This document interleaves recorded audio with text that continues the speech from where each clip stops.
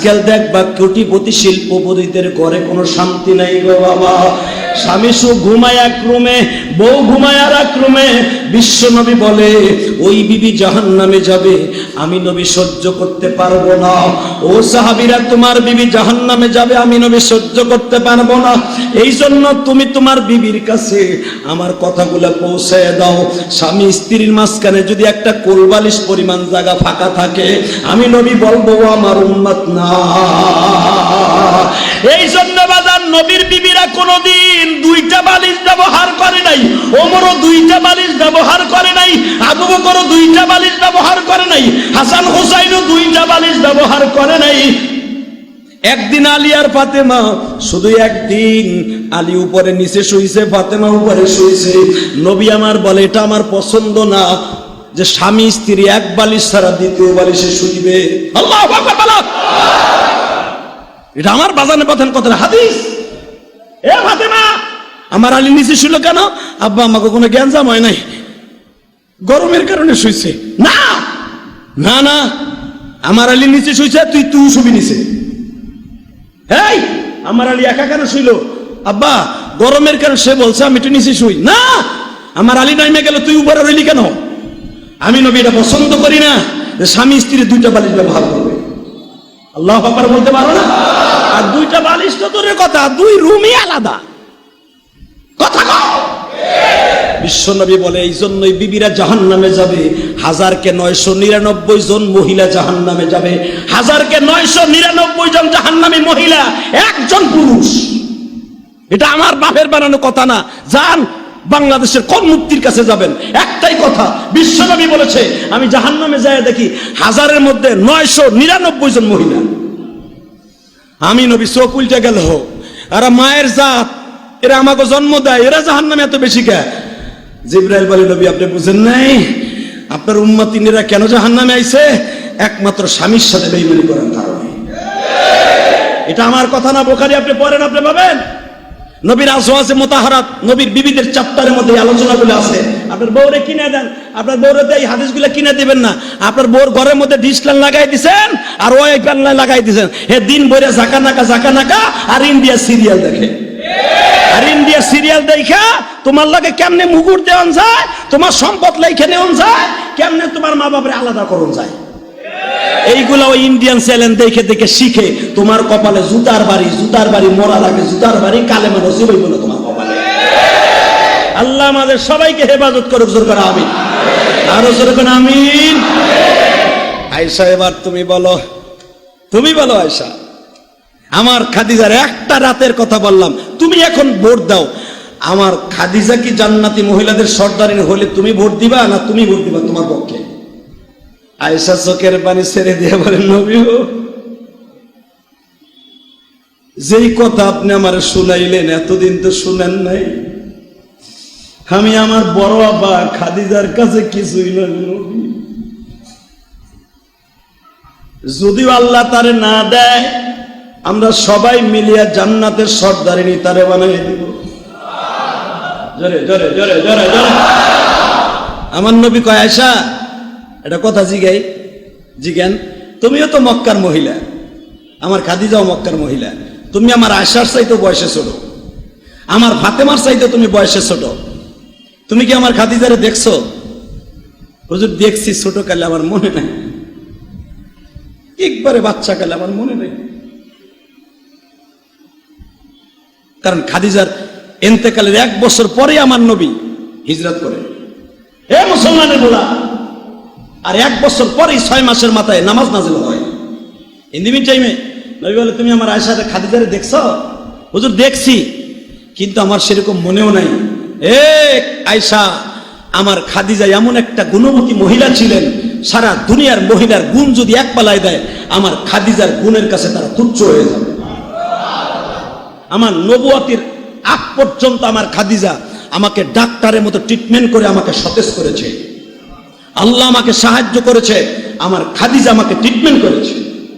প্রতিটা ক্ষেত্রে, প্রতিটা রাত্রে আমার খাদিজা আমার শুশ্রূষা না করে সে কোনোদিন বিছানায় পিঠ দেয় নাই। আরো শুনবাই চা, আমি আবু জেহেলের রাতের থাপ্পুর খাই আসতাম,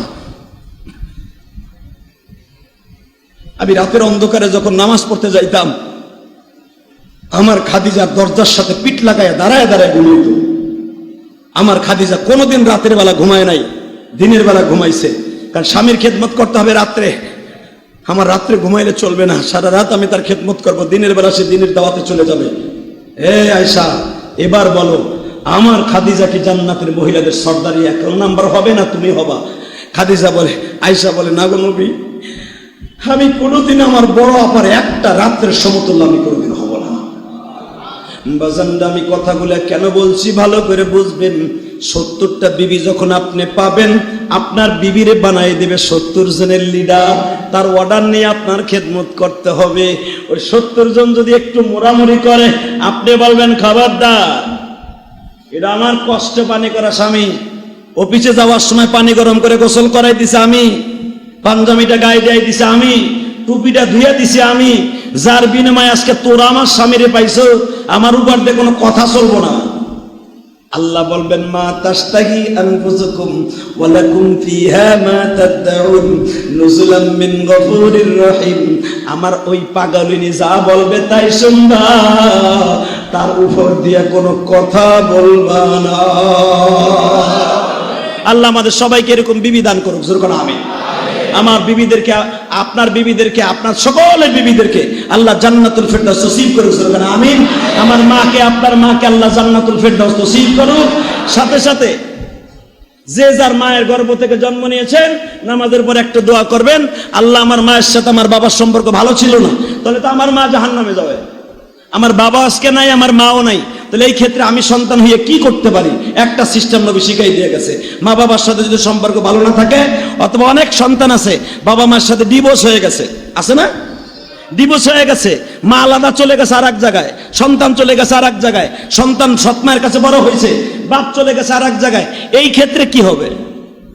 বিশ্বনবী এটাও বলে দিয়ে গেছে, এই ক্ষেত্রে সন্তান কি করবে?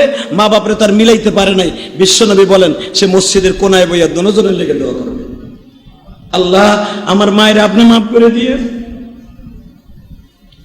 কারণ বিশ্বনবী বলেছে 1999 জন মহিলা জাহান্নামী, ওর ভিতরে যেন আমার মা না পড়ে। রবিউল আউয়ালের চাঁদে আপনি এই দোয়াটা করবেন, যতদিন বাঁচবেন এই দোয়াটা মা আপনার কাছে পাবে, বাবা আপনার কাছে পাবে। এই দোয়াটা করেই আমি আপনাদের কাছ থেকে বিদায় নিচ্ছি। বিদায়ের আগে বলতে চাই, সন্তানের হক মা বাবার প্রতি যেরকম, সন্তানের বড় মা বাবার হক সেরকম। মা বাবা যেমনি দোয়া করেছে, আপনারও দোয়া করণ লাগবে কি লাগবে না? লাগবে।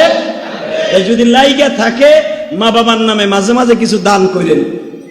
মার খেদমত করতে পারেন নাই, বাচ্চা বয়সে মারা গেছে, ওই মায়ের খেদমত কি দিয়ে করবেন? এই যে খয়রাতি এতিম মিসকিন যারা রাস্তাঘাটে ঘোরাফেরা করে, তবে গাঞ্জা করে হিরোইন করে, হাতে কোনো আপনি টাকা দিবেন না, যেই টাকা দিয়ে যদি তারা হিরোইন খায়, আপনার অর্ধেক 50 গুণা হইব। আপনি ভিক্ষা দেওয়ার আগে দেখবেন ওর ঠোঁটের দিকে তাকাইয়া, ওর চোখের দিকে তাকাইয়া, এইটা কি ভিক্ষা পাওয়ার উপযুক্ত কি না? কথা কন না কে? ও আপনার টাকা খাইয়া, আপনার ভিক্ষা নিয়ে গাঞ্জা খাইবো, হিরোইন খাইবো, আর তুমি কইবা দিছি 5000 দিয়েছি, রাস্তায় বিলাই আইছি। না না, খবরদার, এই ভিক্ষা না। তুমি আগে দেখবা তোমার এই জাকাতের টাকা নিয়ে মহিলা কি করে, তুমি দেখবা তোমার এই টাকাটা নিয়ে মহিলা কি করে। ওই মহিলা গাঞ্জা খাইতে পারে না, হিরোইন বেচতে পারে না তোমার টাকা দিয়ে, ওই মহিলা তোমার দানের টাকা নিয়ে হিরোইন কিনে হে বেচে, আছে না নাই? দান করার আগে রিসার্চ করে দেইকা শুনে দান করবেন, এটার নাম দান। যেরকম মারহাবা। আল্লাহ আপনাদের সকল ভাবে দান করলেই খালি সওয়াব হইব না, আল্লাহ আপনাকে দেখে, চোখ দিছে দেখার জন্য, মুখ দিছে বলার জন্য, পাও দিছে আপনাকে রিসার্চ করে হেঁটে যাইয়া দান করার জন্য। আল্লাহ আপনাকে দেনে শুনে দান করার তৌফিক দান করুন, বলে আমিন।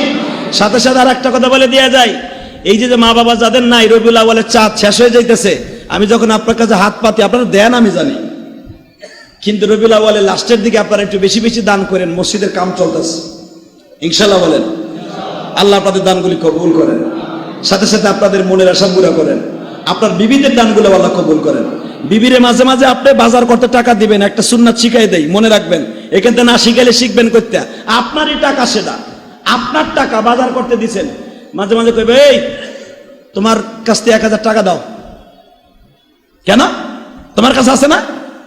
আরে দেও না। কি করবা তুমি জুমার দিন টাকা দিয়া? আরে দেও। কেন? জিয়াদি সাহেব গত জুমায় কইছে, খালি আমি দান করবো কেন? তুমি যদি 1,000 টাকা দাও, দানের বেলায় স্বামী স্ত্রী কোনো খাতির নাই, সবাই সবারটা পারে, দাও। ও তুমি এইটা নিয়ে আর কিছু খাইবা না? কসম, আমি চাই জিয়াদ সাহেব কইছে তোমার টাকা আমি নিয়ে দিলাম, তুমি জান্নাতে যাইবা। এটা তো আমারই টাকা, কিন্তু তোমার হাত ঘুরে আসছে বিদায় তোমার টাকা মসজিদে যাইতেছে, আল্লাহ তোমার এর বিনিময়ে তোমার মা বাবাকে মাফ করে দেবে। এইভাবে বিবিকে বুঝাইয়া মাঝে মাঝে 1,000, 500, 100 টাকা না মসজিদে দিবেন, এর বিনিময়ে আপনি পাবেন ইনশা পারা যাবে তো ইনশাআল্লাহ। আল্লাহ আপনাদের সবাইকে ভালো রাখুক, সুস্থ রাখুক, আপনার বিবিদেরকে ভালো রাখুক।